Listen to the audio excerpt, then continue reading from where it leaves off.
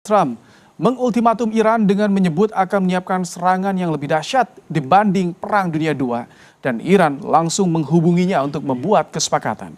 Sementara Iran mengklaim tak ada keterlibatan Washington dalam kesepakatan soal Hormuz selain dengan Oman.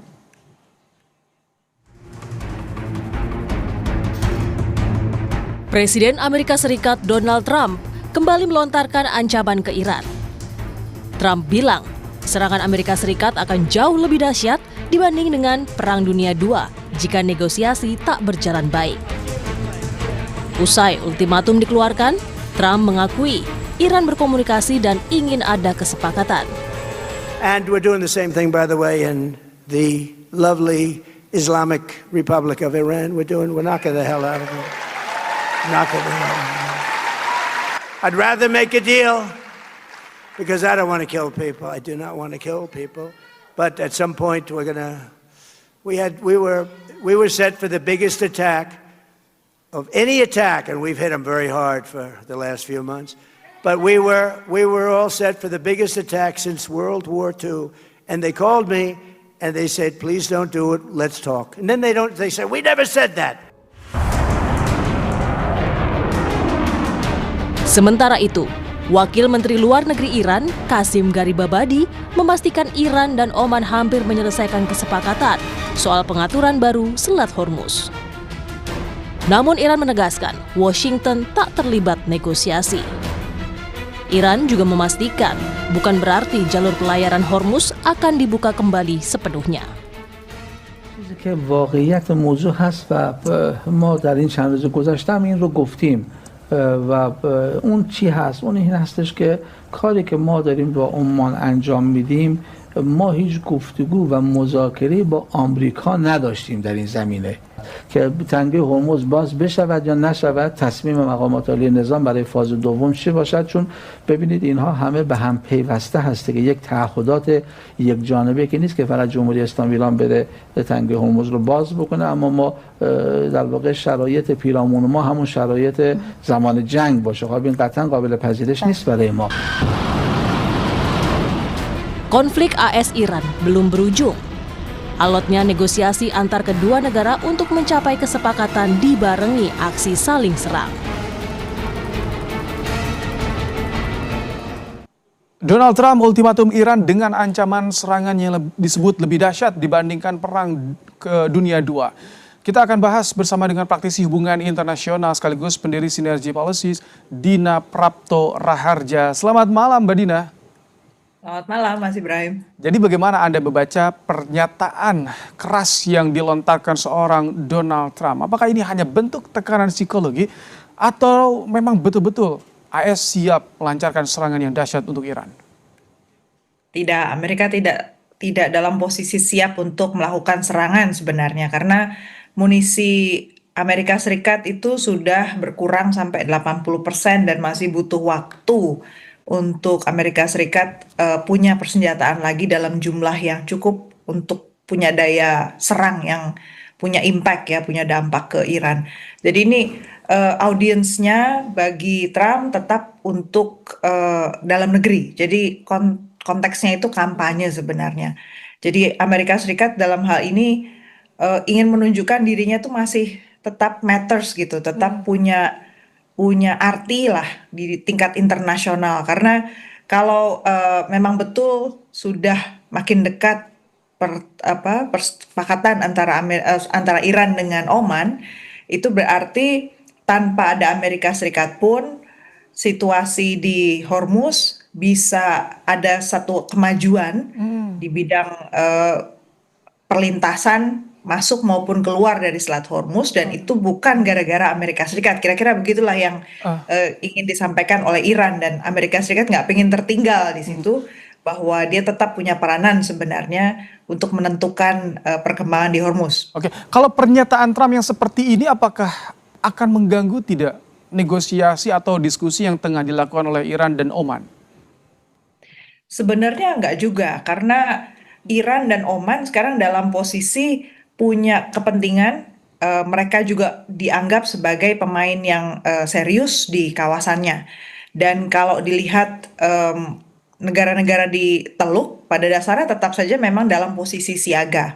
Jadi kalau Amerika Serikat di sini mengancam lebih dalam lagi Iran, konsekuensinya sebenarnya justru akan muncul tekanan dari negara-negara Teluk ke Amerika Serikat. Setidaknya kalau situasinya sudah lebih tenang, seperti beberapa hari ini tidak ada serangan kepada Iran, itu mereka negara-negara kawasan bisa mulai duduk dan bicara soal progres ke depan harus ke arah mana gitu. Memang situasinya belum stabil, tapi setidaknya dengan tanpa serangan terbuka, dialog itu lebih punya makna begitu.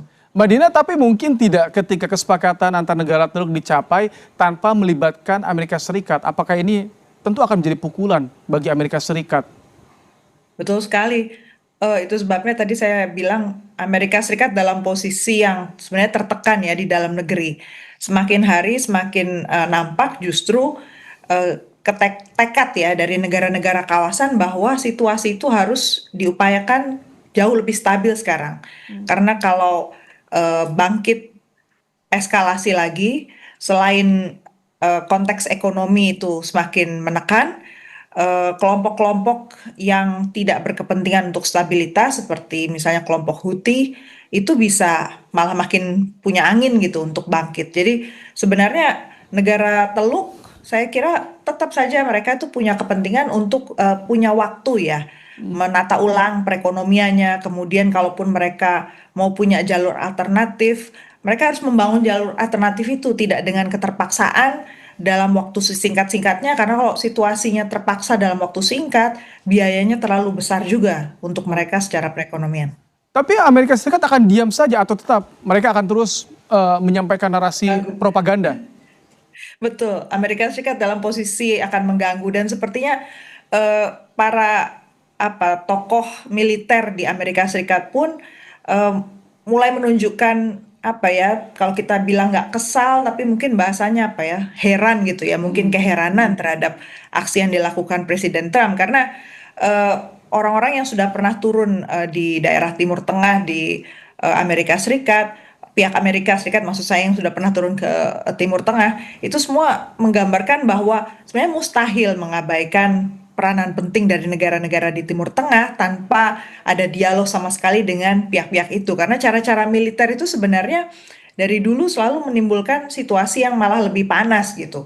Dan kalau dilihat dari konteks Hormuz sebelum ada perang ini, Hormuz itu nggak pernah tertutup gitu. Hormuz itu selalu terbuka dan Iran baru menetapkan akan mengatur Hormuz dan bahkan menetapkan fee ya harga untuk Hormuz ketika dia diserang oleh Amerika Serikat. Jadi pada satu titik itulah Iran kemudian menyadari bahwa yang punya daya ungkit, punya leverage gitu ya, daya tawar di kawasan itu sebenarnya ya pasti negara di kawasan itu. Jadi ada satu kebangkitan kesadaran yang menurut saya ke depannya itu nggak bisa ditarik mundur lagi. Mereka sudah sampai Iran sudah sampai pada satu kesadaran dan itu menular juga menurut saya ke negara-negara lain di kawasan bahwa penentu stabilitas di kawasan Timur Tengah ya negara-negara di kawasan itu sendiri. Kalau misalkan arahnya ke sana, tadi kan Anda bilang Amerika tak akan berdiam diri, tapi Iran apakah membaca tidak soal tetap saja mereka harus waspada dengan agresi atau pergerakan dari Amerika Serikat?